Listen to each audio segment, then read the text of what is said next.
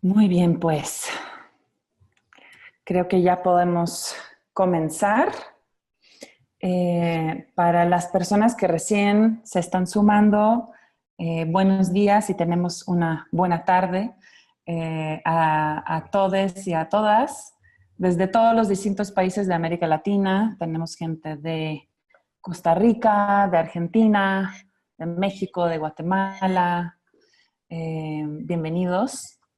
Y bienvenidos al webinario de El Poder para el Pueblo, la rendición de cuentas impulsada por la ciudadanía para avanzar los derechos de la mujer.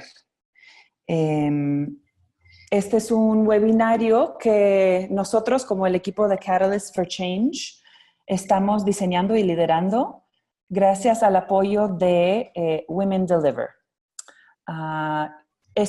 Este espacio fue creado dentro del marco de la conferencia de Women Deliver. Vamos a escuchar más de ella un poco más tarde. Y creamos este espacio llamado Advocacy Academy, ¿no? O en español sería algo como el Instituto de la Incidencia.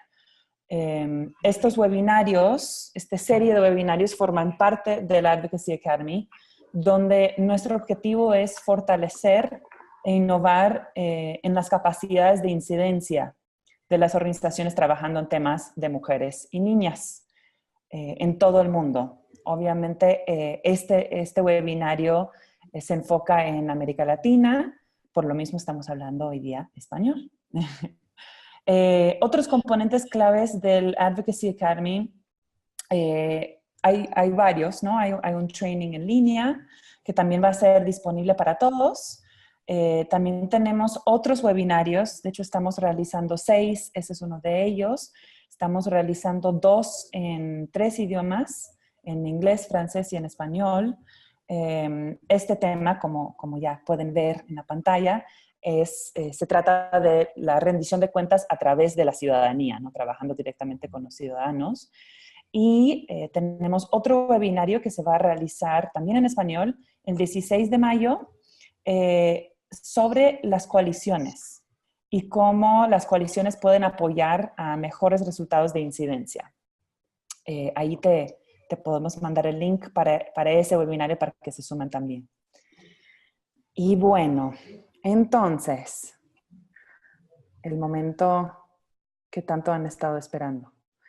En este webinario vamos a escuchar sobre cómo puedes involucrar, empoderar y canalizar el poder y la voz de los ciudadanos para incidir en los distintos temas relevantes para las mujeres, específicamente en América Latina. Y tenemos 3 ejemplos que para mí son, la verdad, muy interesantes y muy únicos desde América Latina para compartir con ustedes hoy día. Son todos ejemplos muy poderosos y de nuevo muy distintos. Entonces tenemos el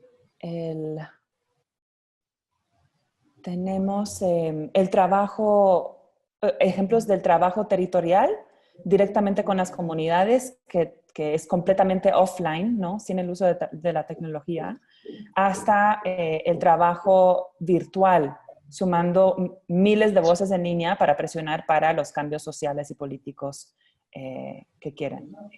Entonces, primero vamos a escuchar de Benilda. Benilda está con nosotros desde el Centro de Estudios para la Equidad y la Gobernanza de los Sistemas de Salud, desde Guatemala. Después vamos a estar con Ana Joaquina del Instituto de Liderazgo de Simón de Beauvoir, desde México. Y finalmente, last but not least, ¿cómo se dice en inglés? Escucharemos de Mercedes de Economía Feminista desde Argentina, bueno, en este minuto desde Nueva York. Déjame ver que hay un poco de ruido. Entonces, si pueden ponerse en mute, sería genial. Ahí. Ok. Entonces, cada una de nuestras panelistas van a tener 15 minutos para compartir su experiencia, su proyecto sobre cómo han trabajado con la ciudadanía ellas para incidir en sus temáticas específicas. Pero ustedes, como participantes, también tienen un trabajo muy importante. Queremos que ustedes aprovechen realmente esta oportunidad al máximo. Entonces, les recuerdo, para las personas que recién se sumaron, que hay un chat en la parte baja de sus pantallas, ¿no? Parece que no es solamente en la parte baja de sus pantallas, pero está en alguna parte de la pantalla. Ábrenlo, tenlo abierto durante todo el chat, durante toda la conversación. Y les invito a compartir sus preguntas que tienen para las panelistas, ¿no? Entonces, ¿cómo hacen eso? Abren el chat y ahí ponen para all panelists and participants sus preguntas, ¿no? Es una oportunidad, la verdad, bastante única tener a estas tres genias aquí con nosotras, así que tomen este espacio y úsenla con toda confianza y compártenos tus preguntas y comentarios. Eso lo pueden hacer durante las presentaciones bueno, y después de cada presentación. Y al final, como les dije, vamos a tener unos 20 minutos para una sesión de preguntas y respuestas. Entonces, ahí es donde las panelistas van a responder a sus preguntas. Ojalá nos den tiempo de responder a todas las preguntas. Así que, de nuevo, toman este espacio y compártenlas con nosotras. Y bueno, con eso ya dicho, les presento a nuestra primera panelista, Benilda. Aquí estamos, que nos va a estar hablando de su experiencia de Guatemala. Así que te paso la palabra, Benilda. Buenos días, buenas tardes y buenas noches para todos los que nos están escuchando en este día. Mi nombre, como lo dijo Anka, Benilda Batzin, Maya Sotujil. Yo trabajo para el Centro de Estudios para la Equidad y Gobernanza en los Sistemas de Salud, dando acompañamiento, asesoría a la red de defensores comunitarios por el derecho a la salud de Guatemala. Para nosotros como centro de estudios, realmente es un trabajo muy importante lo que hacemos. Está enfocado en la vigilancia ciudadana.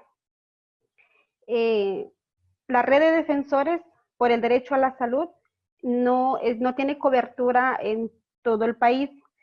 Están conformados en 35 municipios y 5 departamentos de Guatemala, y esta red la integra líderes y lideresas de los municipios donde nos encontramos. Nuestro objetivo primordial es promover la participación ciudadana para que los ciudadanos y las ciudadanas velen por el cumplimiento del derecho a la salud. Como bien lo saben, la vigilancia ciudadana es un mecanismo muy importante para la participación ciudadana, en la que las personas organizadas e informadas desarrollan acciones. Estas acciones van orientadas al seguimiento y verificación del cumplimiento de las funciones, obligaciones y compromisos de las autoridades estatales y de los funcionarios y servidores públicos, en este caso específico, el derecho a la salud.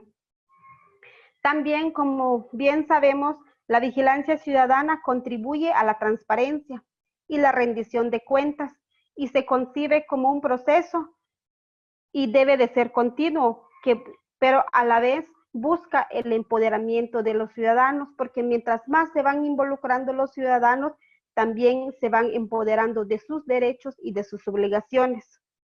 Como ustedes pueden observar, los procesos de la vigilancia ciudadana para la defensa del derecho a la salud implica 7 pasos. Pero para la realización de estos pasos también tenemos que realizar algunas acciones. Si ustedes pueden observar, están como una acción la organización, la capacitación, el trabajo de campo y o vigilancia, como nosotros lo llamamos, el análisis de los resultados, el acompañamiento a casos específicos, la incidencia y luego el seguimiento. Pero para poder realizar este proceso también es necesario contar con algunas herramientas, las cuales se han construido conforme se ha venido trabajando este proceso. Nosotros contamos con 3 herramientas fundamentales. Uno, que es el catálogo de las denuncias de violaciones del derecho a la salud. Estos códigos se ha elaborado juntamente con la ciudadanía, con el acompañamiento del SEIS. También el segundo es el catálogo de códigos de los establecimientos de salud. Y 3, también contamos con una plataforma electrónica para el registro de denuncias. Estas herramientas han facilitado el proceso de la vigilancia y son un insumo importante en este ejercicio ciudadano. Voy a dar una explicación breve de estos pasos que ustedes visualizan. La organización es el paso muy primordial e inicial del trabajo de vigilancia. En este paso, nosotros nos concentramos en las comunidades, en los municipios y departamentos para conformar una red. Esta red representan a sus municipios, a sus comunidades, y dentro de esta organización participan autoridades locales, participan comadronas, participan jóvenes mujeres, jóvenes hombres de diferentes edades, como para que esta organización tenga representantes de diferentes edades. Pero también en esta organización implica un acercamiento y un relacionamiento con la comunidad directamente, porque es el inicio de todo este proceso. El segundo paso, que es la capacitación, ya conformada la organización, ya conformada la red de los defensores por el derecho a la salud, la vigilancia ciudadana es un ejercicio también que requiere contar con ciertos conocimientos, capacidades y manejo de ciertas herramientas y equipo, por lo cual antes de realizar la vigilancia, también los defensores deben dotarse de conocimientos y desarrollar capacidades para participar en todos los procesos. En esta serie de capacitaciones o de formación de capacidades, nosotros también manejamos una serie de contenidos. Uno, el marco legal del derecho a la salud y la participación ciudadana. La priorización y planificación participativa. Temas de políticas públicas en salud, vigilancia de las políticas públicas, metodología de vigilancia ciudadana de políticas públicas. También capacitamos para el manejo de instrumentos de vigilancia y lo fundamental, que es la incidencia en salud y plan de incidencia. Una parte muy importante de este proceso es lograr la plena concientización y sensibilización de la ciudadanía y de todos los involucrados, para que ellos adquieran como un compromiso para este ejercicio ciudadano y que estén permanentemente actualizados y desarrollar sus capacidades. También es importante considerar que el proceso de vigilancia, al ser un ejercicio que parte del aporte voluntario de los líderes y usuarios, puede implicar una alta movilidad de personas, por lo cual estos procesos deben de ser desarrollados con modalidades que puedan ser reproducidas por los mismos líderes y contar con los soportes necesarios para reproducir y reforzar permanentemente este proceso. Para este momento, nosotros tenemos aproximadamente 10 años de realizar estos procesos. También los defensores cuentan con dos herramientas fundamentales.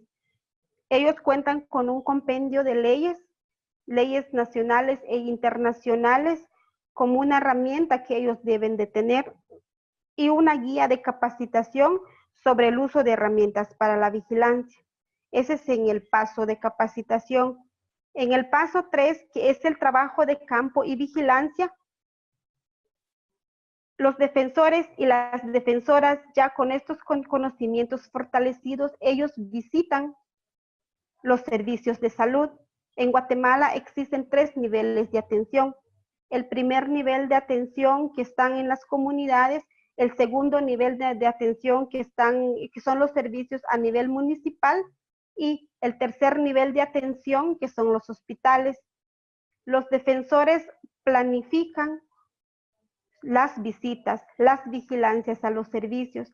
Ellos llegan a los servicios, tienen un contacto directo con los usuarios, ellos entrevistan a los usuarios, ellos aplican una entrevista a los usuarios que reciben la atención dentro de los servicios, pero también se realiza una entrevista al personal de salud que labora dentro de cada servicio. Esto es muy importante para nosotros porque desde esas visitas nosotros podemos percibir desde los usuarios los problemas, las diferentes necesidades y algunas sugerencias o quejas que puedan dejar los mismos usuarios después de la atención. Finalizando con este tercer paso, vamos al cuarto paso, que es el análisis de resultados y elaboración del plan. Después de realizar las visitas a los servicios, la red se reúne para analizar estos datos, los resultados de las vigilancias. Y de ahí se priorizan los problemas y luego se elabora el plan de trabajo. Ya contando con el plan de trabajo, pues con los resultados también se requiere del paso siguiente, que es el acompañamiento a casos específicos, porque dentro de las vigilancias que se hacen se presentan diferentes denuncias, diferentes quejas que requieren que los defensores o las defensoras brindan un acompañamiento, ya sea por defensoría a maltrato al usuario, acompañamiento a pacientes a los servicios, acompañamiento a personas maltratadas en los servicios, visitas o a traducir pacientes. Ustedes saben que Guatemala es un país multiétnico, pluricultural y multilingüe, entonces sí se requiere de eso. También acompañan a los pacientes a los hospitales que muchas veces por desconocer ellos necesitan ser acompañados. Luego del acompañamiento vamos al paso siguiente, que es la incidencia. Cuando se priorizan los problemas, cuando se priorizan las necesidades, la red tiene espacios también a nivel municipal y a nivel departamental, conformado por las mesas de diálogo para que puedan ellos aportar en esos espacios de toma de decisiones. Entonces, la red presenta los problemas ante las autoridades, tanto de salud como municipales, presentan estas necesidades, estas problemáticas que observaron o que tienen evidencia de eso, pero a la vez presentan sus propuestas de solución. Y luego de la incidencia vamos al seguimiento, ya sea de los casos, también le damos seguimiento al fortalecimiento de capacidades y es ese proceso que nosotros tenemos como algo fundamental dentro del trabajo que realizamos como red.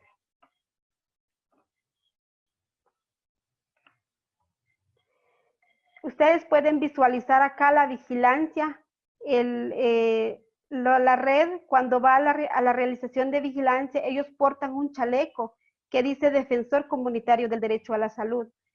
Realizan periódicamente vigilancia ciudadana en los servicios de salud para identificar las necesidades y problemáticas. Se entrevista a hombres, se entrevista a mujeres y se documenta todo esto. También recolectamos evidencias de los problemas y necesidades que se tienen en los servicios de salud a través de entrevistas a usuarios y personal de salud. También la red ha recibido capacitación sobre el manejo de cámaras, sobre el manejo de cómo grabar un audio, cómo grabar un video, como una evidencia que ellos recolectan. Incidencia y resultados. También tenemos la colaboración con la Procuraduría de los Derechos Humanos, que es una entidad gubernamental guatemalteca que tiene como función primordial la realización de los monitoreos en los servicios públicos. Actualmente se está trabajando en colaboración con ellos para no duplicar el esfuerzo, sino que unificar esos esfuerzos para que realmente nosotros podamos visibilizar los diferentes problemas y las diferentes necesidades que los mismos usuarios tienen en los servicios de salud.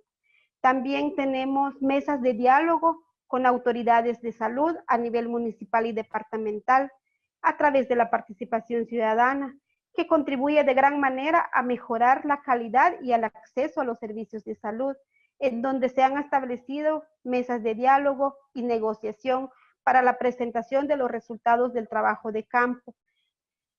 Con algunas autoridades a nivel departamental se tienen reuniones bimensual, trimestral, con el objetivo de presentar las necesidades, presentar las propuestas y darle seguimiento a los acuerdos y compromisos establecidos. Dentro de los resultados y logros, pues es muy fundamental la organización, el empoderamiento, la unificación de esfuerzos de las autoridades locales, porque toma fuerza para las gestiones de incidencias y mejoras en los servicios de salud.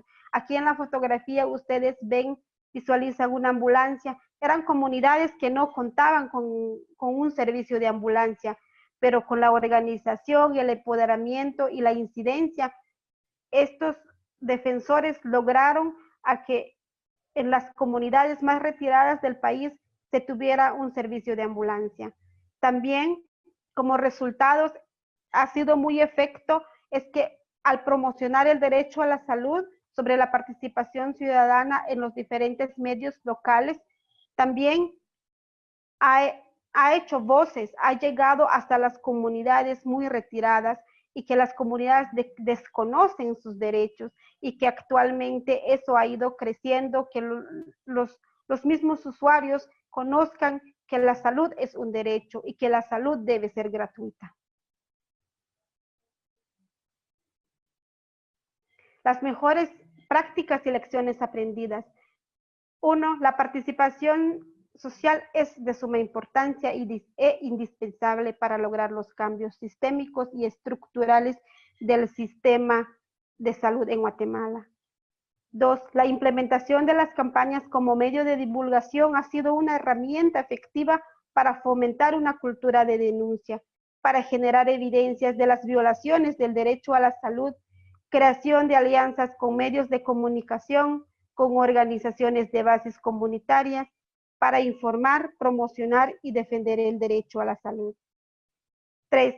El proceso de vigilancia y fiscalización del derecho a la salud se ha convertido en un mecanismo de participación ciudadana que ha desarrollado la Red Salud a lo largo de su trabajo y cómo éste contribuye a la rendición de cuentas. 4. La importancia de documentar los casos y violaciones para tener elementos desde los cuales se pueden impulsar transformaciones estructurales en los procesos administrativos que determinan la calidad de los servicios. Perdón. Es muy fundamental esto. Nosotros actualmente estamos con todo el trabajo que hemos hecho en los diferentes procesos que tenemos, pues realmente ahora se están determinando las causas, los cuellos de botella, para realmente atacar estas causas y poder tener un servicio de salud con calidad y calidez para toda la población guatemalteca.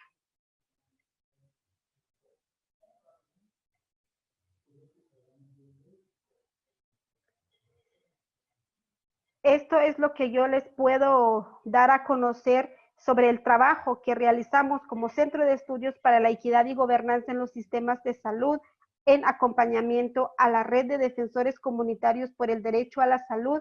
Ustedes quieren conocer un poco más del trabajo o quieren que intercambiemos experiencias, pues pueden también visitar nuestro sitio web que aparece en estos momentos.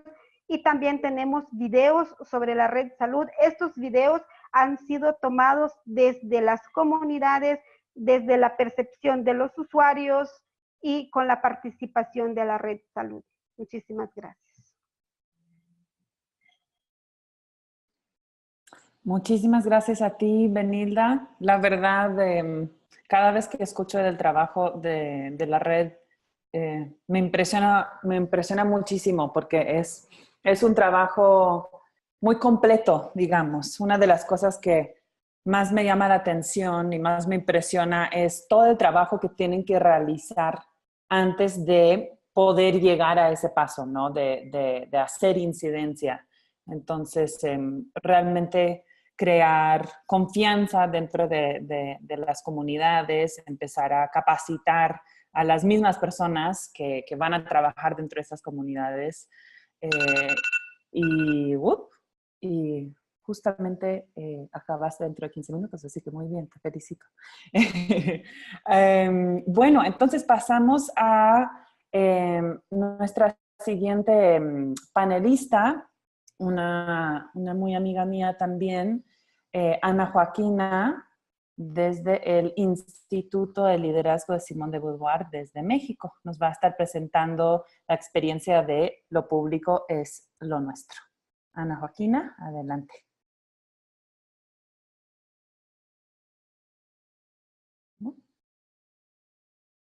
Perdón, tenía mi micrófono en silencio y me tardé un segundito en ponerlo de vuelta. ¿Qué tal? Mi nombre es Ana Joaquina Ruiz, soy coordinadora de Innovación Social y Participación Ciudadana del Instituto de Liderazgo Simone de Beauvoir. Y es justamente el proyecto que les voy a contar, es un proyecto que estamos haciendo en Contraloría Social en Salud también, un poco distinto al que presentó Benilda de Guatemala, pero también basado en el trabajo en red. Si me pones la otra, Anca, por favor. Y avanzamos. Bueno, les cuento un poco. El Instituto de Liderazgo Simone de Beauvoir es una organización feminista que se dedica a hacer tanto formación de liderazgos como trabajo de incidencia y de transversalización de la perspectiva de género en México, ¿no?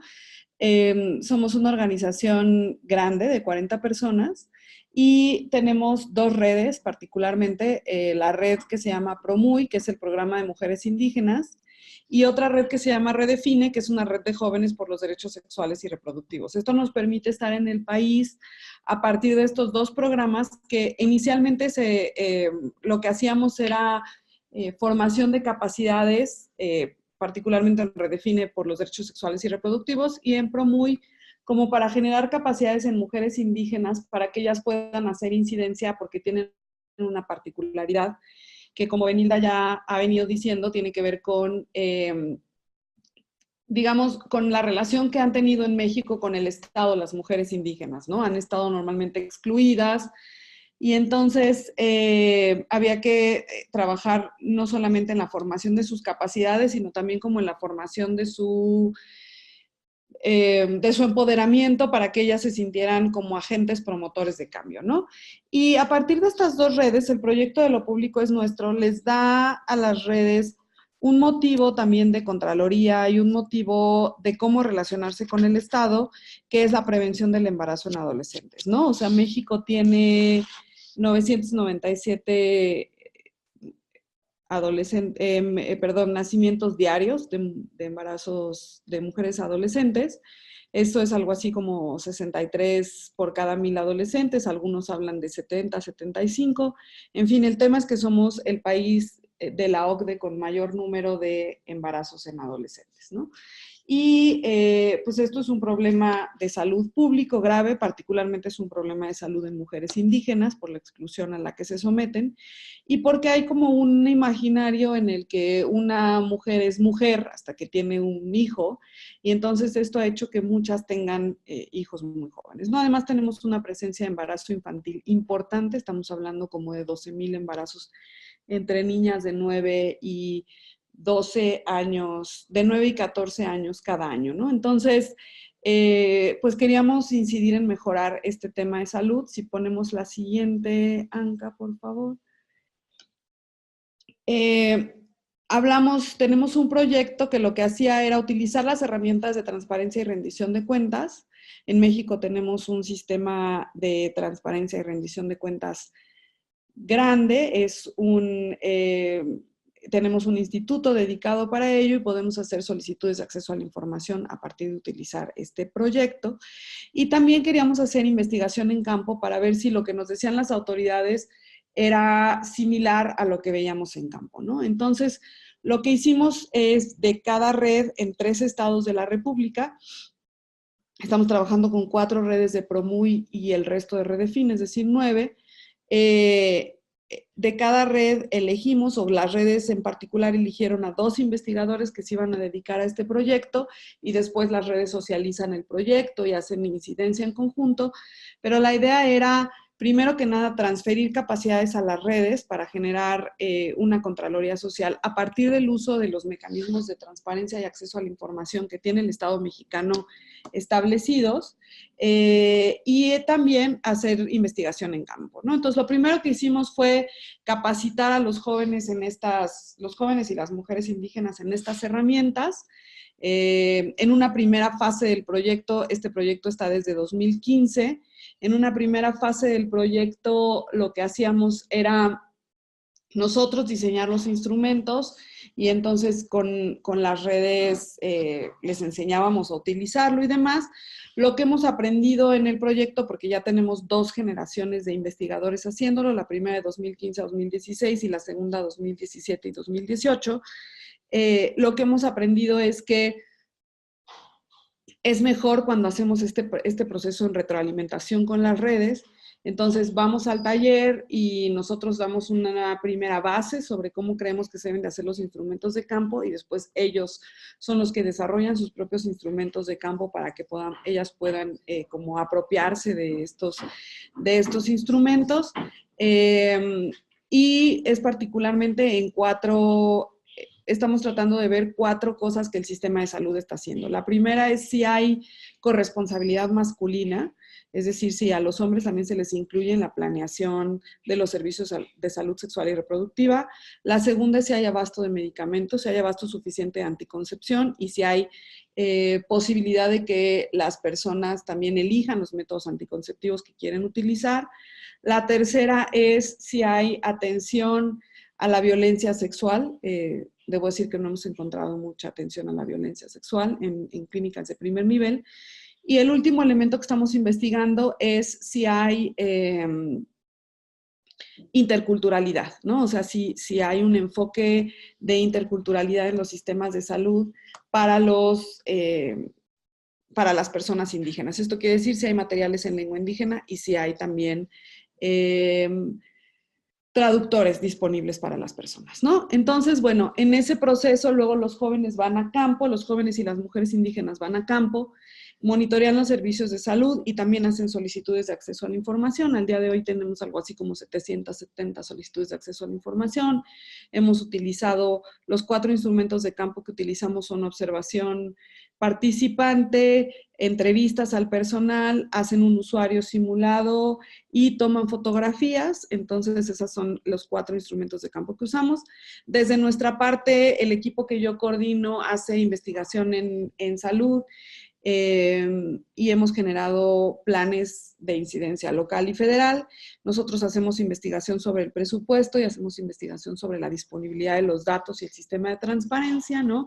Y lo que buscamos es que a partir de estos planes de incidencia local, de los que ahora les cuento un poco más, las mujeres indígenas logren incidir a nivel federal y local, y los jóvenes, perdón, logren incidir a nivel local y federal para mejorar estos sistemas y finalmente que se mejoren los sistemas y se logre reducir el embarazo en adolescentes. Si ponemos la próxima, Anja, por favor.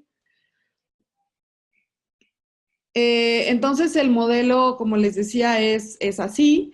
Hemos generado ciertos hallazgos, ahora nos encontramos en esta parte como de investigación y generación de hallazgos para generar análisis de diagnóstico y oportunidades y logramos transformar los sistemas de salud. En la foto que les pongo aquí, lo que hay son, en el último taller que hicimos, son los deseos de los jóvenes, ¿no? Por ejemplo, incorporar la perspectiva de interculturalidad, mejorar el tema de la corresponsabilidad, lograr que se atienda la violencia sexual, etcétera. Si ponemos la siguiente, por favor.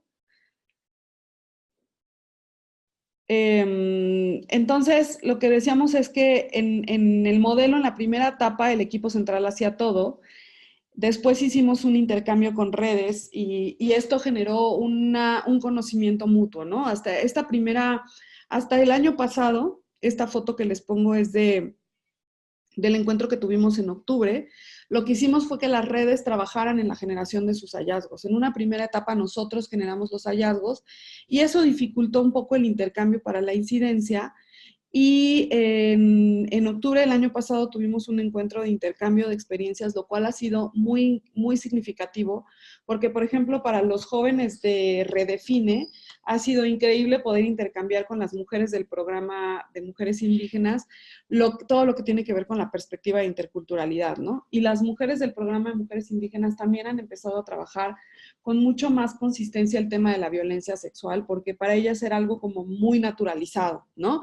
Que hubiera este tema y que hubiera discriminación cuando hubiera violencia sexual e incluso falta de atención cuando hubiera violencia sexual, ¿no? Entonces, este trabajo en red ha permitido fortalecer las capacidades y a nosotras también desde el instituto nos ha permitido acompañar y fortalecer mucho más las capacidades de las redes desde un lugar más local, ¿no? O sea, en lugar de generar un modelo único de atención para todas las redes, lo que hacemos es desde lo local acompañar y fortalecer las capacidades de las personas, ¿no? Si le vamos cambiando a la siguiente, por ejemplo, el programa de mujeres indígenas,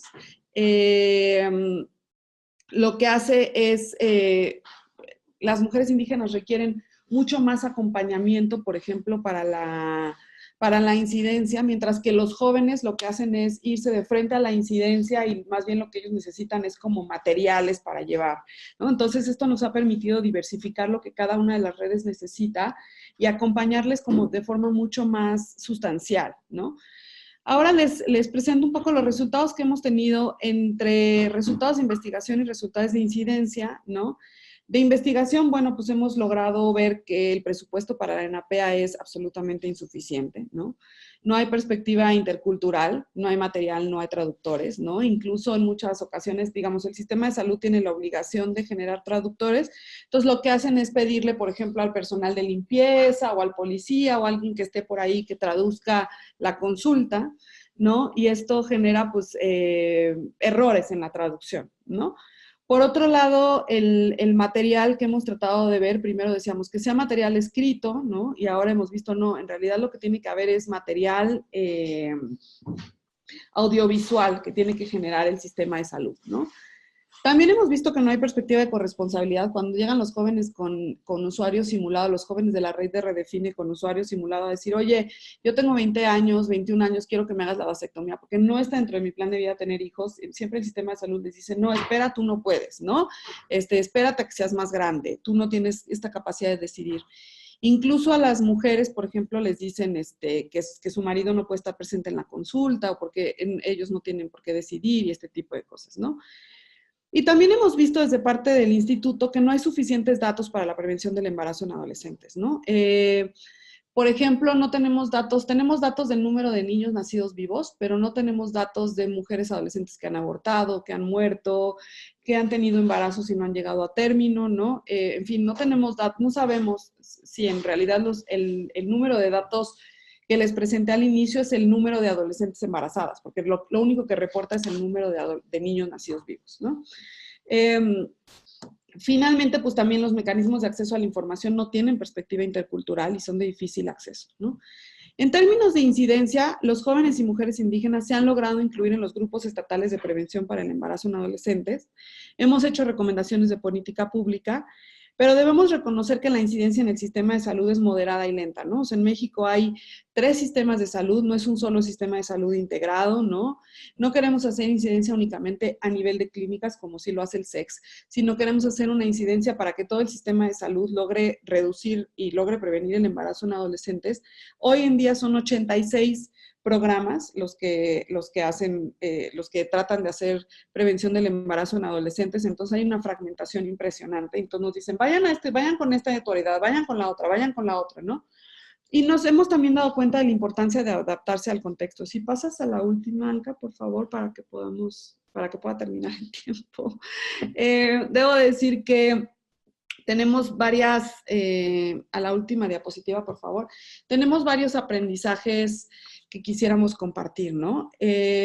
Uno de los aprendizajes más relevantes es que el trabajo en red es lento, ¿no? Es lento, es complicado, es largo, podemos pasar a la siguiente diapositiva, tarda en hacerse realidad, pero es un trabajo que es necesario hacer para poder mejorar en la incidencia de los sistemas de salud, ¿no? Y sobre todo es un trabajo que requiere,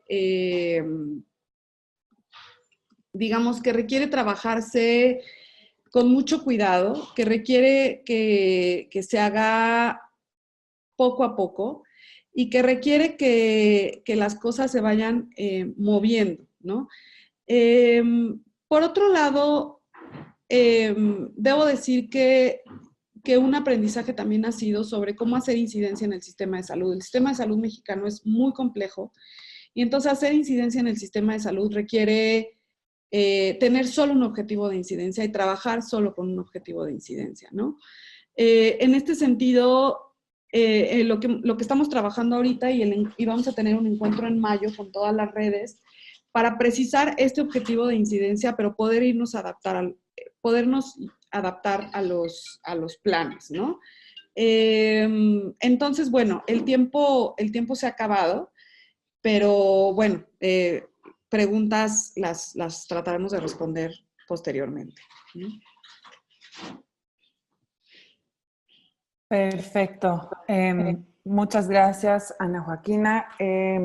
Y disculpa, perdón, se cayó el internet aquí en México, pero parece que no en la oficina del instituto.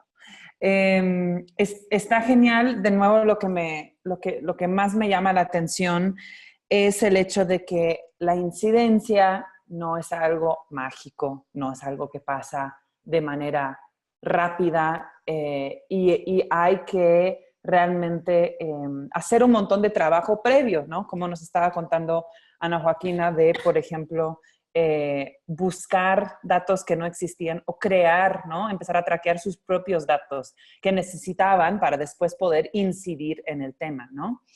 Entonces, de nuevo, es un montón de trabajo y las felicito, honestamente. Es muy impresionante lo que están haciendo.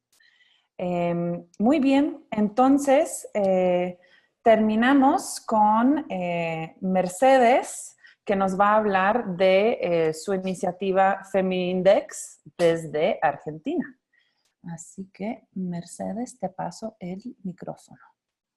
Bueno, hola, ¿qué tal? Gracias a todos y todas por estar ahí escuchando. Estuve escuchando muy atentamente las exposiciones de Benilda y de Ana Joaquina. Y la verdad que nuestro proyecto, el Feminindex, que como dice ahí el título, es una medida del compromiso político con la agenda de género en la Argentina, es una iniciativa más bien online, ¿no? No es tan territorial, es decir, no tiene casi componentes territoriales en un sentido muy, ¿cómo decirlo?, muy restringido de la palabra territorio también, porque nosotras hoy estamos también discutiendo que los territorios virtuales, los espacios de discusión en Facebook, Twitter, en Telegram, digo, todas las plataformas que utilizamos cotidianamente para conectarnos también son territorios que tenemos que tomar y sobre los que tenemos que recuperar o tener un espacio mayor al que tenemos hoy las mujeres y la agenda de las mujeres, que es lo que estamos debatiendo hoy también en cierta forma, ¿no?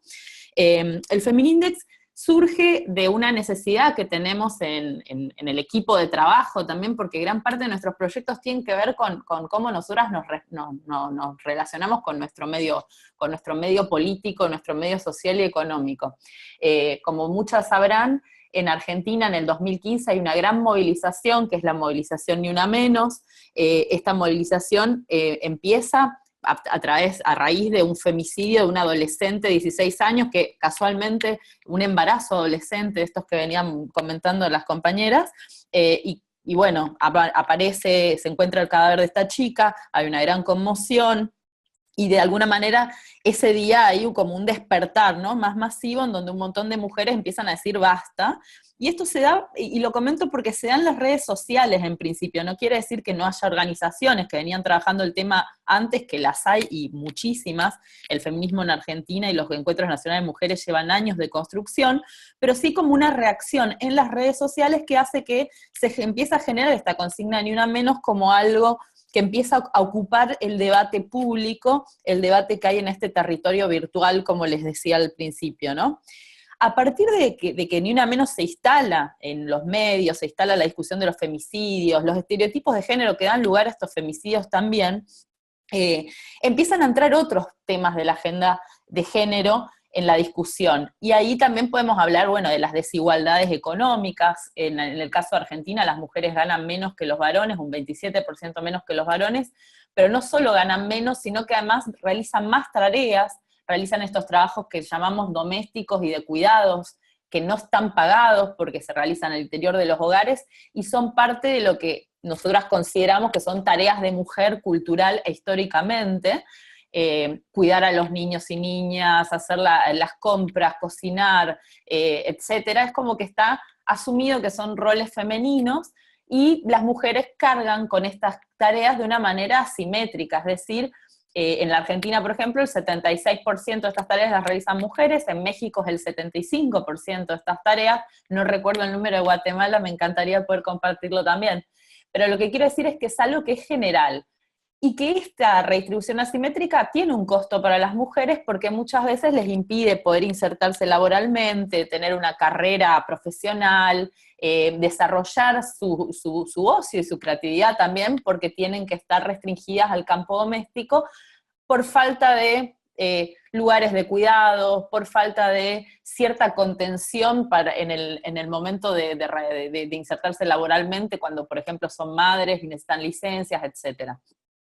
Lo estoy contando muy rápido porque no es el foco de la presentación, era solamente para ponerlas un poco en contexto, pero digamos que en ese contexto en el cual la agenda de género empieza a tener una nueva importancia, empieza a tener un mayor caudal informativo, es que se vienen las elecciones del año 2017, y en esas elecciones del año 2017 nosotras lanzamos este Feminindex, que es en términos generales es una encuesta que hacemos a los candidatos y candidatas que quieren ocupar un lugar legislativo sobre 5 ejes que son los que están viendo ustedes en este momento. Uno es acerca de la participación política de las mujeres. En Argentina es pionera en términos de las cuotas de género. En el año 1991 se había puesto una cuota del 30% para las listas que van a elecciones, pero se convirtió rápidamente en un techo, es decir, en el Senado y en el Congreso el promedio de participación de las mujeres era del 36%, muy cercano a ese piso del 30%, ¿no? Entonces nosotras en ese momento andaba circulando la idea de una cuota de paridad, es decir, listas de 50% mujeres y 50% varones, como es ahora en México, por ejemplo, y una de las preguntas que hacíamos era si estarían de acuerdo, si llegara al Congreso un proyecto de ley que planteara la paridad, si lo votarían a favor o en contra, o se abstendrían, ¿no? Otra, para no repasar uno por uno, era sobre el aborto legal, seguro y gratuito. Preguntábamos cómo se pararían frente al aborto legal. En la Argentina, como deben saber, el año pasado, el 2018, hubo una larguísima discusión, un larguísimo debate en el Congreso de la Nación que empezó en marzo y terminó en agosto, en donde participaron alrededor de 800 exposiciones de personas relevantes desde, no sé, desde derechos humanos, medicina, abogados y abogadas, académicas, activistas, etcétera, dando sus argumentos de por qué había que legalizarlo o por qué no había que legalizarlo.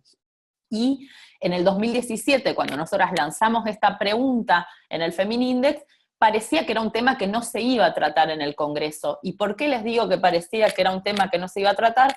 Porque ya se había presentado previamente este proyecto de ley 6 veces y nunca había llegado al recinto. Siempre había quedado, digamos, cajoneado, como le decimos nosotras en Argentina, en algún escritorio y no había pasado a ser discutido. Y esto les quiero decir porque digo, son temas que a veces están en la agenda feminista, pero no están en la agenda de debate público. Y cuando hay elecciones, y la gente, los candidatos y candidatas van a entrevistas a la televisión, a la radio, en un periódico, no se les suele preguntar acerca de estos temas porque no son tan llamativos.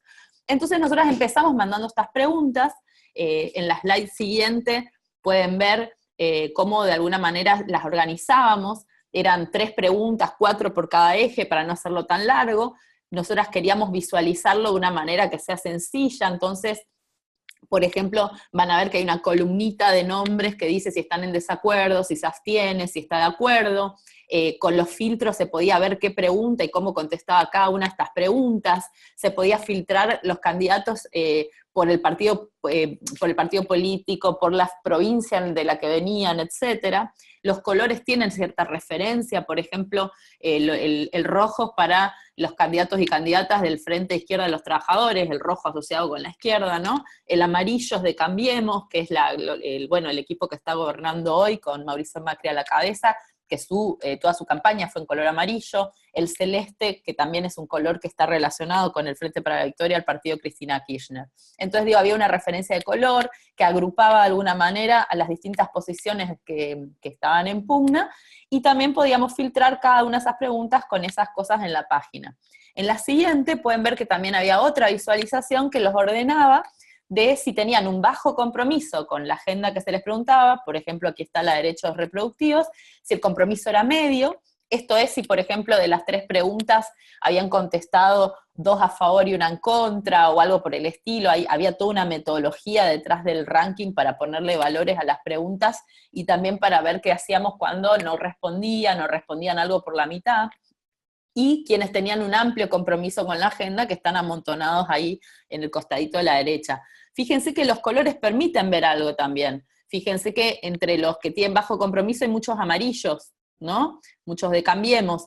Esto igualmente es interesante porque en el 2018 pudimos ver muchos cambios de esto. Por ejemplo, fíjense que en el redondito, hay un redondito celeste que se ve en donde dice bajo, que es el de Cristina Fernández de Kirchner, la expresidenta argentina, que en el momento que nosotros hicimos el Feminindex, ella se manifestaba en contra de la legalización del aborto. Sin embargo, el año pasado, cuando llegó el momento de la votación, ella votó a favor, y dijo explícitamente en su discurso que lo había hecho debido a la gran movilización que vio en las calles de las mujeres, y que eso la había convencido. Y esto quiero decirles simplemente para que vean cómo cambió la discusión en la Argentina en 2 años, ¿no? Porque esto fue en 2017, y del 2017 a 2019 han cambiado posiciones en temas que son realmente profundos de debate. En la siguiente pueden ver cómo nosotros compartíamos los resultados de una manera resumida para que la gente, ¿podemos pasar así? Ahí está. Para que la gente la viera en sus redes sociales. Entonces tenían como esas cartas que usamos cuando somos niños y niñas para jugar con los superhéroes y sus poderes, etcétera. Bueno, esto lo mismo, poníamos sus puntajes, le poníamos además puntos extras. Ahí abajo van a ver quienes estaban a favor de una campaña que tenemos en Economía Feminista, se llama Menstruación, que es para quitarle los impuestos a las toallitas y tampones, y para provisión gratuita de elementos de gestión menstrual para niñas y mujeres de bajos recursos. Le poníamos ese simbolito. El papiro que ven al lado es para quienes tenían algún proyecto de ley presentado con respecto a alguno de los temas de la agenda, y el signito este de varón con una coronita era lo que nosotros le decimos las frases machirulas. Machirula le decimos, es un término juguetón, digamos, que usamos en Argentina para decir las frases machistas, ¿no? Entonces poníamos y tratábamos de visibilizar también estas cuestiones, de una manera lúdica, porque las elecciones obviamente siempre están cargadas de muchísimos contenidos y debates muy profundos que tienen que ver en Argentina siempre con cuestiones económicas, de corrupción, bueno, como en gran parte de los países latinoamericanos, ¿cierto? En la siguiente podemos ver también algunos de los resultados que obtuvimos. Logramos instalar, como yo les contaba, algunos debates que son relevantes para nosotras. El del aborto fue uno de los que fue la primera elección en la que los candidatos y candidatas se les preguntó en algunas entrevistas acerca de este tema. Yo me acuerdo una nota muy larga que salió que ponía la postura de ciertos candidatos y candidatas, y para nosotras fue una alegría porque sabíamos que provenía también de las preguntas que habíamos armado. Salió cubierto en varios medios. Muchos candidatos y candidatas respondieron a nuestra encuesta y pudimos ver algunas de las cosas que tenían que ver con el paneo y el mapeo de medios. Para terminar, y después lo seguimos en la charla con las preguntas, nosotras encontramos que como no somos una organización territorial, nuestro canal principal son las redes sociales, y para participar en redes sociales tenemos que tener ciertos recaudos. Hay mucha violencia online, con lo cual estuvimos siempre dando información, debates y preguntando a la gente de manera positiva para no generar un tráfico de mala onda, un tráfico de enojo, sino de incidir de una manera amigable sobre las agendas y plataformas políticas. También tratamos de hacer visualizaciones atractivas. Estas cartitas que les mostraba recién con la cara de los y las candidatas, muchos la usaron como foto de perfil en sus redes sociales porque les daba buen puntaje, claro, a los que le daba mal puntaje no tanto. Después también tuvimos una experiencia en el año pasado, en el 2018, que fue la de actividad al Congreso, y una planilla colaborativa que hicimos con Economía Feminista para seguir la votación en el Congreso sobre el aborto legal, y nos dimos cuenta de que nuestra audiencia es muy participativa, y nuestra audiencia quiere participar también en construir la información con la que armamos el Feminindex, pero además también una vez que ve esto quiere, porque el Feminindex era algo pasivo, es decir, podías ver la información, pero nos dimos cuenta que nuestra audiencia también quiere preguntar a los y las candidatas cuál es su postura, insistirles para que cambien de opinión, tratar de que vean alguna cosa que ellos entienden que no están viendo, etcétera. Y Actividad al Congreso fue una herramienta muy buena porque permitía, hay un recuadrito ahí arriba muy pequeño, permitía que a través de un mensaje de Twitter, de Facebook o una llamada por teléfono, las personas se pudieran contactar directamente con los candidatos y candidatas. En este caso eran los diputados que estaban discutiendo el aborto legal. Entonces, bueno, en términos generales, nosotras también nos dimos cuenta de que hay una ausencia de formación con respecto a estos temas. Pensamos que el próximo año, este año, porque en 2019 tenemos elecciones, ya estamos preparando esta segunda versión del Feminindex, tenemos que trabajar un poco más en materiales que contribuyan de manera pedagógica a exponer del por qué es tan necesario que nuestros representantes políticos tengan una perspectiva de género en las políticas que proponen y también en sus prácticas en el Congreso de la Nación. Así que bueno, eso para redondear, y muchas gracias por la atención.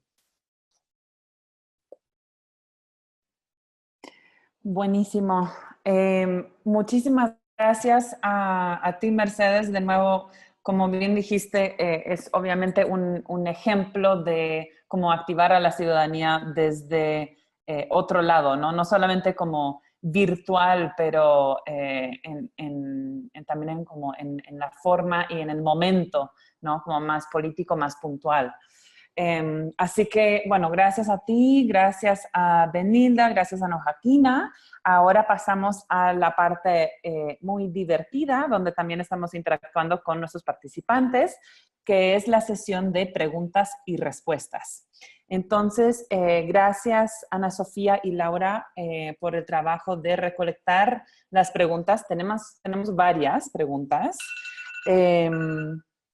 Y vamos a intentar darles un espacio a cada una de nuestros panelistas para responder por lo menos dos. Y después hay un cierre pequeño y rápido y ya estamos. Entonces, partimos con la primera pregunta, que es para Benilda, que viene de Cecilia de Argentina. Cecilia quiere saber cómo ha sido el proceso de institucionalización de la red de defensores y cómo se garantiza su sostenibilidad. Una gran pregunta. Benilda. Es Cecilia, ¿verdad?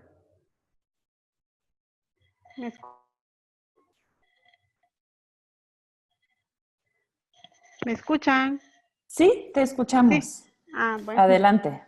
Sí, pues nosotros, como les comentaba, pues ha sido un proceso. Ha sido un proceso que se ha hecho en base a alguna construcción de ciudadanía, en donde se ha entrado también a un proceso de concientización a los usuarios, porque los defensores, la red de defensores lo integran los propios usuarios. Y mientras ellos van involucrándose más dentro de los distintos procesos que trabajamos, ellos también se van sensibilizando y concientizando sobre sus derechos, como también sus obligaciones. De alguna manera no ha sido fácil. A inicios lo integraban grandes grupos cada área tenía grandes cantidades de defensores, pero realmente los que quedan activos de los años que llevamos trabajando han sido pocos, pero son defensores voluntarios, son defensores que quieren un cambio para sus comunidades, para su país. Estamos trabajando con la sostenibilidad de la red y vamos también involucrándonos en las comisiones, porque en Guatemala hay una ley de consejos de desarrollo que las municipalidades de cada uno de los municipios, valga la redundancia, tienen que tener comisiones, y esas comisiones son institucionalizadas, o sea, son permanentes.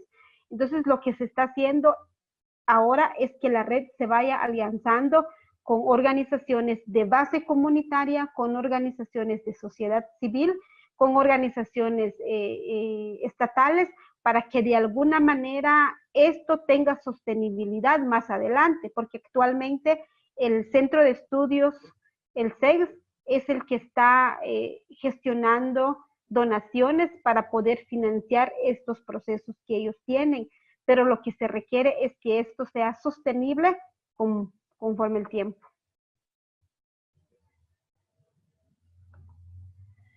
Perfecto, muchas gracias. Seguimos con la siguiente pregunta, que es para Ana Joaquina. Es una pregunta de Paula. Paula quiere saber de estas herramientas de recolección de datos y de transparencia. Si podrías ampliar un poco sobre cómo las utilizas. Sí, tenemos 4 sets de herramientas que desarrollamos. La primera es la de transparencia y acceso a la información. Como te decía, en México hay un sistema de transparencia y acceso a la información a través de una plataforma nacional de transparencia. Entonces, lo que hicimos fue una serie de solicitudes de acceso a la información que sistematizamos. Y para eso lo que desarrollamos fue un calendario de las solicitudes de acceso a la información para darle seguimiento a las solicitudes de acceso a la información y para medir la calidad del sistema de acceso a la información. Ahorita estamos en la fase final de procesar esa calidad del sistema de acceso a la información, ¿no? Entonces, de ahí lo que descubrimos es que es muy difícil hacer solicitudes de acceso a la información para alguien que no sea especialista, pero tampoco es sorpresa para nadie, ¿no? Luego, los instrumentos de campo, lo que hicimos fueron 3, un cuestionario que era el que le hacían a los médicos. Es un cuestionario de algo así como 70 preguntas. Nosotros desarrollamos una batería como de 120 preguntas y entonces los investigadores iban como, dependiendo de la línea de investigación que ellos querían hacer, iban como viendo qué preguntas se adaptaban a campo. y, o se adaptaban a su contexto y a su línea de investigación y las fueron decantando y además adaptándolas a su propio contexto, ¿no? Y el usuario simulado, igual, hicimos como un ejercicio base y de ahí los investigadores se iban adaptando a su propio contexto. Y en los encuentros que tuvimos de capacitación, hicimos ejercicios de usuario simulado para que ellos fueran como que practicando, ¿no? Estos los hicieron en 2 clínicas, una urbana y una rural, tanto las entrevistas como los usuarios, y el formato de observación participante únicamente era como que los usuarios iban y llenaban ciertas características de cómo veían las clínicas y finalmente podían tomar fotos, ¿no? Para ver cómo iban en ese sentido. Más información la puedes encontrar en nuestra página web, o si no, escríbeme directo y con mucho gusto te envío algunos formatos para que veas cómo lo hicimos. Buenísimo. Y de hecho, hablando de eso, lo que podemos hacer es compartir los sitios web centrales con todos ustedes en el chat, y también si las panelistas quieren compartir sus mails, adelante también. La siguiente pregunta es para Mercedes. También de una compañera de Argentina, quiere saber cómo lograron la participación diversa de personas sin acceso a Internet, o si las muestras se limitaron exclusivamente a zonas urbanas con buen acceso a Internet. Bueno, no, y como yo aclaré al principio, nosotras estamos trabajando online. También les quiero aclarar porque está muy lindo hecho y por ahí parece que es una cosa. Este trabajo lo hicimos con todas voluntarias y voluntarios en el grupo y sin ningún tipo de financiamiento, es decir, dedicándoles tiempo libre y amoroso. Eso que llaman amor es trabajo no pago, bueno, eso es parte de esto también. En un mundo ideal en el cual nosotras pudiéramos aplicar más recursos para esto, a mí me encantaría que esto fuera una tarea en la cual pudiéramos ir a diferentes lugares, en donde, como bien mencionan, no hay tanto acceso a Internet y no es tan fácil acceder a estas redes sociales, para buscar también preguntas que seguramente a nosotras nos quedan fuera. Eso no significa que yo no crea que no llegamos ahí, porque sí llegamos de manera indirecta. Llegamos a partir de las entrevistas que se hicieron considerando estas preguntas que las personas pueden leer en los diarios o escuchar en la radio o ver incluso en la televisión, porque muchas entrevistas también pasan por la tele. Entonces digo, hay una, digamos, lo que nosotros estábamos preguntando y tratando de generar era cambiar un debate, ¿no? Introducir nuevas preguntas, y eso llegó a través de esos canales. Y también llegó vía las políticas públicas, porque en los últimos años ha habido una inclusión muy grande de estos debates y estas discusiones, obviamente no solamente no quiero decir que es un trabajo de economía feminista en particular, sino que tiene que ver con el gran movimiento de mujeres y cómo hemos construido una sujeta política nueva que hoy está pidiendo, reclamando espacios desde estadísticas de femicidios a leyes de pago igualitario, ¿no? Entonces digo que nosotras contribuimos ampliamente en ese debate, generando herramientas, difusión, incluso con estas preguntas. Entonces, en un mundo ideal a mí me encantaría romper con el límite que tiene hoy nuestra organización de poder moverse en los territorios virtuales e ir a los territorios reales, pero bueno, en la experiencia de 2017 fue así, y la de 2019 estamos trabajando con la idea de hacer algunas datatones, que son encuentros en diversos lugares, en lugares comunitarios en general, en clubes barriales, etcétera, para incluir a personas que quizás no llegarían tan fácilmente a través de las redes sociales a que participen en la confección de preguntas, en responder, en buscar información, en informarse ellos y ellas mismas. Está genial, y bueno, a mí siempre me ha impresionado la cantidad de participación que realmente tiene economía feminista en las redes, especialmente en Twitter. Entonces, no sé, Mercedes, si quieres como comentarnos un poco más de por qué Twitter en Argentina, ¿no? ¿Por qué es una red importante? ¿Por qué escogieron esa? ¿Y cómo es, o cómo se ve, cómo se siente la participación de los ciudadanos interactuando con esta información del Feminindex? Sí, yo no sé bien cómo es en otros lugares, pero en la Argentina la gente se informa muchísimo a través de Twitter.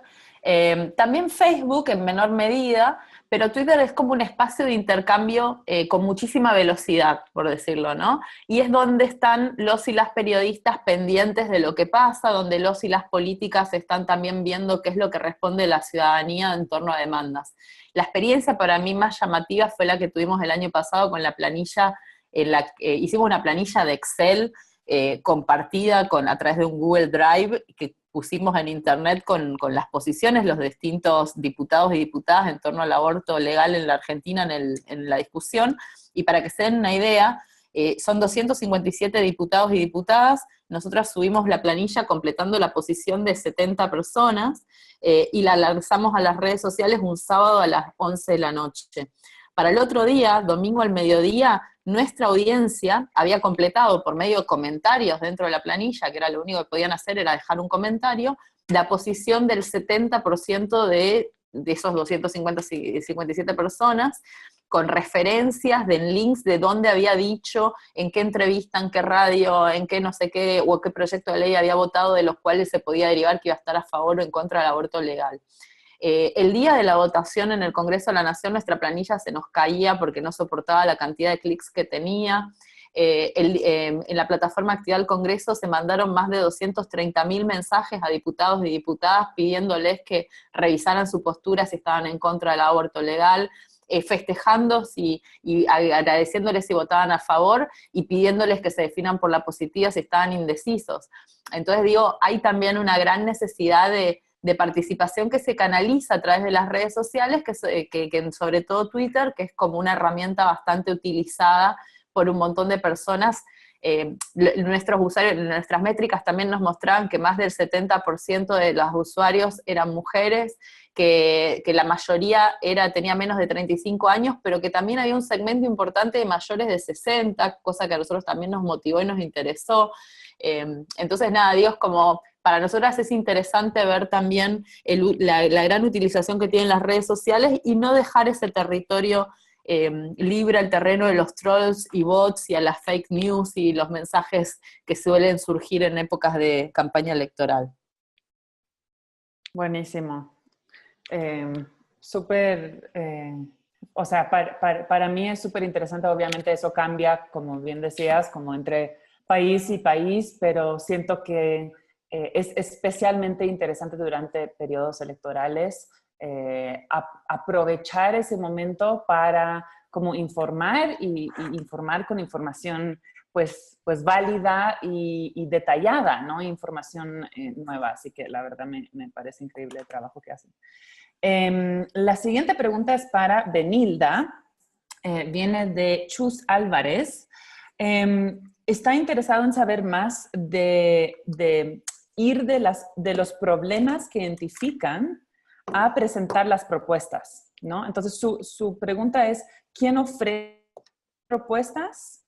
¿Es el mismo grupo que hace la identificación o se hace en colaboración con otras poblaciones o comunidades afectadas o interesadas? Entonces, eso, más sobre quién realiza y quién hace las propuestas. Benilda. ¿Me escuchan? Sí.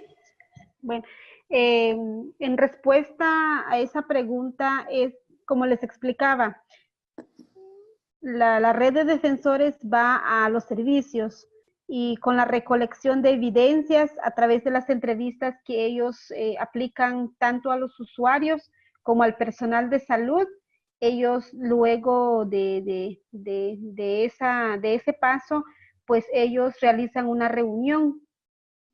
Ellos se reúnen, los que van a los servicios son los representantes de las comunidades, son de 5 a 7 personas que van a un servicio, quienes son los representantes de toda una comunidad o municipio. Luego ellos realizan, ya sea por medio de asambleas, para como una rendición de cuentas también que ellos hacen sobre los resultados que obtienen en los servicios, pero al presentar todos los resultados también se hace como un sondeo también con la asamblea, si ellos han presentado alguna dificultad, algún problema al acudir a los servicios. Entonces se unifica todo eso, se enlistan los problemas que se encontraron, las necesidades que se hallaron, se enlistan en asamblea. Ya enlistados ellos, pues proceden a la priorización de los problemas. Ellos priorizan los problemas, las comunidades priorizan los problemas.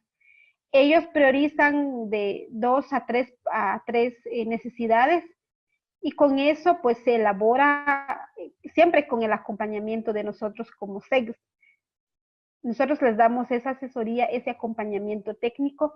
Entonces ellos priorizan y a la vez se formula un plan de acción y de incidencia. Entonces, con los problemas que se identificaron, entonces se empieza a planificar dónde tenemos que ir, a dónde tenemos que acudir, dónde tenemos que ir a realizar presentar esos resultados, pero a la vez llevar nuestras propuestas como comunidad, como municipio, llevarnos cuál es la propuesta de la comunidad en relación a esos problemas. Ya cuando termina ese proceso, pues se inicia ese proceso de gestión e incidencia, dependiendo de qué problema sea. Entonces se va con las autoridades locales, que sería la municipalidad y el director del servicio, donde con ellos juntamente también se comparte esa información y ellos, algunos casos se involucran para la gestión de las mejoras. En otros casos no, solo es la ciudadanía quien hace todas esas gestiones para mejorar los problemas que se tienen en los servicios. Buenísimo, muchas gracias, Benilda. Tenemos unos minutos más y creo que podemos preguntar 2 preguntas, una para Ana Joaquina y otro para Mercedes, y ya con algunas palabras de cierre. Ana Joaquina, entonces, Olga, desde México, tiene una pregunta que tiene que ver con cómo asegurar la participación de mujeres indígenas con discapacidades en los proyectos presentados, ¿no? Y yo quizás lo abriría un poco más y decir, obviamente ustedes ponen a las mujeres en el centro de todo lo que hacen y trabajan con ellas, cómo incluyen a diversas voces y diversas necesidades. Sí, bueno, como decía, nosotras ya tenemos este tiempo trabajando con las redes de Promueve y Redefine, y como que sí nos hemos dado cuenta, a ver, digamos, el trabajo en el territorio desde la perspectiva del instituto implica posicionar la voz de los actores en el centro, ¿no? Entonces, siempre es un trabajo, digamos, reflexivo que retroalimenta entre unos y otros, y entonces esto siempre implica construir en conjunto, ¿no? Entonces, así es como hacemos la perspectiva, digamos, de la inclusión, para responder a tu pregunta, Anka. Y en efecto, nos hemos dado cuenta que todavía nos hace falta trabajar más con otros grupos y con las diversas interseccionalidades, ¿no? O sea, ya hemos trabajado mujeres indígenas, mujeres jóvenes, mujeres indígenas jóvenes, y apenas hemos estado empezando a trabajar el tema de la discapacidad. No es un tema que estemos trabajando todo el tiempo, y apenas lo hemos estado empezando a trabajar en el curso de alta formación de líderes indígenas, que acaba de ser hace unos días. El programa de mujeres indígenas reconoció esta cuestión de que no hemos estado trabajando con grupos de mujeres indígenas con discapacidad, y entonces tuvieron su sede en Zipolite con una organización que se llama Piña Palmeira, que trabaja con discapacidad de mujeres indígenas, y entonces tuvieron un módulo sobre cómo empezar a trabajar con discapacidad. Pero debo reconocer que no es un tema que necesariamente hemos trabajado, apenas nos estamos sensibilizando en ese tema, porque también el enfoque de nosotros es derechos sexuales y reproductivos, no es únicamente, o sea, como salud para mujeres indígenas con discapacidad, ¿no? Pero ahí hay una interseccionalidad que podemos empezar a trabajar. Entonces, ¿cómo asegurar este trabajo? Pues así, ¿no? O sea, empezando a reconocer que existe esta interseccionalidad y empezar a trabajar y reconociendo al otro, ¿no? Entonces, reconozco que apenas empezamos a tener ese trabajo de discapacidad, pero ya empezamos con ese. Entonces, si quisieras como más información, creo que podríamos contactarte con el grupo de mujeres, con la coordinadora del programa de mujeres indígenas para ir trabajando más hacia ese segmento. Está genial, y también pues Olga trabaja en la red de mujeres indígenas con discapacidad de América Latina y el Caribe, así que seguramente pueden intercambiar información y contacto, Olga y Ana Joaquina, así que para que sigan hablando. Finalmente le doy la última pregunta a Mercedes, y lo que nos interesa saber es si han encontrado alguna experiencia que les haya sorprendido o que no habían anticipado o planeado. Básicamente, ¿qué es lo que les sorprendió por bien y por mal, y cómo lidiaron con ello? Bueno, las sorpresas fueron para nosotras más bien con problemas tecnológicos, ¿no? Que tuvimos una sobrereacción, es decir, conseguimos mucho más movimiento del que habíamos pensado. Yo les decía, no hablando del Feminindex en particular, sino el año pasado con lo de la campaña del aborto legal, seguro y gratuito, que lo seguimos con esta planilla de Google Drive y también con Activar el Congreso, que por momentos el servidor no daba abasto de la cantidad de tráfico que hacía. A tal punto que tenemos unas colegas que son las de Sistemas. Las de Sistemas es un grupo de mujeres y personas no binarias, travestis y trans, como ellas se autoproclaman, que trabaja en sistemas, ¿no? Y muchas de ellas eran usuarias de nuestra planilla, porque nuestra planilla permitía ver cómo estaba la votación, una votación que fue muy pareja, que se terminó ganando por muy poquitito y que cambiaba todos los días, y entonces parecía que íbamos a ganar, que no, y así como mucha exaltación en torno a esto, como si fuera realmente un partido de fútbol. De hecho, se habló más del aborto en Argentina en esos meses que del Mundial de Fútbol, que en Argentina el fútbol es una cosa de locos, y hay estudios que muestran que se habló más en hashtag en Twitter del aborto que del fútbol. Y bueno, las chicas de Sistemas, como eran usuarias de la planilla y estaban en las inmediaciones de Congreso, porque se hacían muchas movilizaciones los martes y los jueves con pañuelazos, muchas veces no podían cargar la planilla por la cantidad de gente que había usándola, y no podían ver la actualización de esta contabilidad. Entonces ellas mismas desarrollaron una aplicación que era solamente el conteo. Entonces, si vos querías ver el conteo, entrabas solamente a bajar el conteo, y era mucho más liviano que bajar toda la página y bajar todo esto. Entonces, lo solucionamos con sororidad, diría, con el trabajo colaborativo, que es una de nuestras formas también de trabajar. Nosotras hacemos mucho trabajo colaborativo por una cuestión de, bueno, como les comentaba al principio, de que es una organización nueva, pequeña, de economía feminista. Se empezó a operar, digamos, el año pasado, en noviembre de 2018, antes, como asociación civil, como ONG. Antes éramos un grupo de colegas que trabajábamos juntas, pero sin ningún tipo de formalidad. Entonces digo, siempre trabajamos de manera colaborativa, y bueno, algunos de los problemas que tuvo que ver con el tráfico y la sobreutilización de nuestros recursos, y nos ayudaron a solucionar nuestras compañeras de las de Sistemas. Problemas técnicos pues siempre hay, ¿no? Especialmente cuando hay tanto tráfico, pero pues es un buen problema tener tanto tráfico, ¿no? Entonces, les felicito. Pues eso, muchísimas gracias a todas nuestras panelistas. Antes de cerrar, quiero dar unas últimas palabras sobre los eventos satélites de Women Deliver.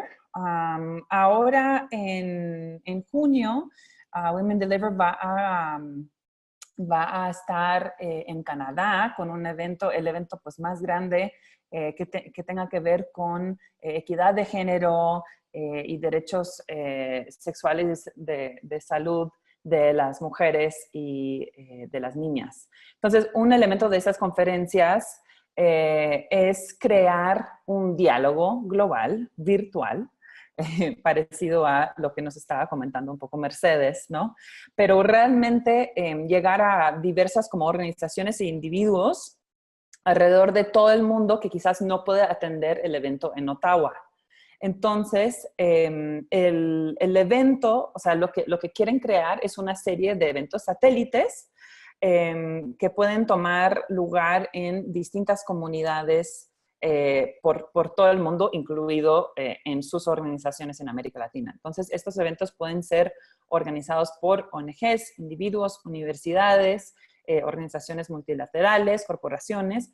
Los formatos son flexibles, pueden ser desde discusiones estilo paneles a una recepción y fiesta con tus amigos o compañeros de trabajo, hasta viewing parties, es decir, vamos a estar streameando la conferencia de Women Deliver, entonces también puede ser un evento así. Básicamente hay distintos formatos que pueden crear como un evento satélite y el beneficio, digamos, para ustedes de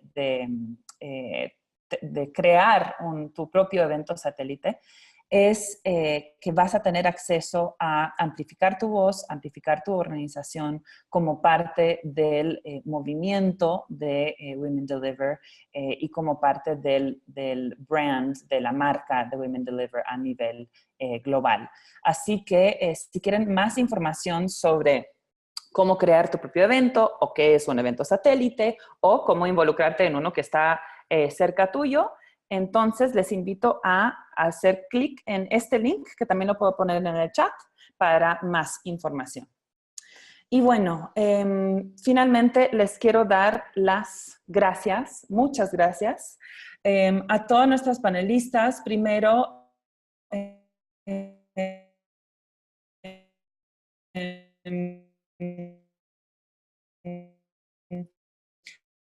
pero también a todos los que están de nueva, ojalá que quizás lo pueden adaptar y replicar en sus propias organizaciones y en sus propios proyectos.